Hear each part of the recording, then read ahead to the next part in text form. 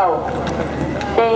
Do nguyên nhân bất khả kháng hoặc phải vận tải phục vụ nhiệm vụ đặc biệt. 6. Hành khách đã mua vé rồi muốn trả lại vé, đổi vé đi tàu phải trả trước giờ tàu chạy theo quy định sau. Dịp Tết Nguyên đán và những dịp nghỉ đặc biệt khác có quy định riêng. A. Quy định thời gian trả vé.